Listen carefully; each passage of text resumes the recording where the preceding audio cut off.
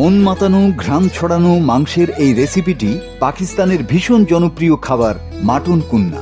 YouTube দেখে অনেকেই try করেছেন, কিন্তু এখন পাকিস্তানের মাটন কুন্না পাওয়া যাচ্ছে রাজধানীতে, তাও আবার একেবারেই অরিজিনাল স্বাদে। কারণ পাকিস্তানের লতিফ কুরেশি নিজের হাতেই রান্না করে থাকেন এই মাটন কুন্না। করাচির বিখ্যাত বাবুর্চি হানিফ কুরেশির ছেলে লতিফ কুরেশির হাতে তৈরি এই মাটন কুন্নার আসল সিক্রেটস এর মশলায়। বাবার কাছ থেকে শিখে লতিফ কুরেশি নিজেই তৈরি করে নেন এই মশলা। ये कुन्ना निहारी बेसिकली पाकिस्तानी डिश है और कुन्ना निहारी बनाने का जो तरीका जो है ये तकरीबन हमारे पास अब्बू के फादर के पास तकरीबन 40 साल से 14 ईयर्स।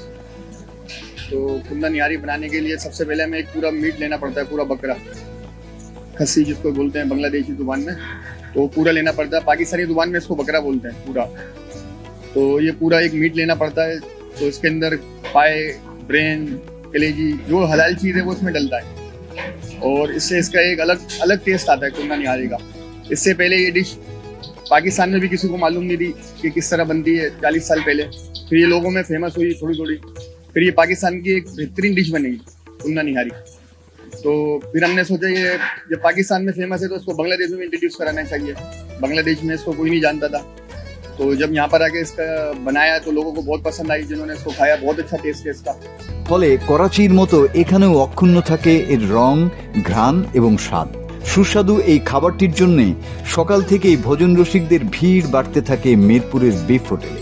হোটেলের স্বত্বাধিকারী ফারহান আলম জানান, পাকিস্তানের এই রেসিপি ব্যাপক সাড়া ফেলেছে, যা দিন দিন জনপ্রিয়তা লাভ করছে।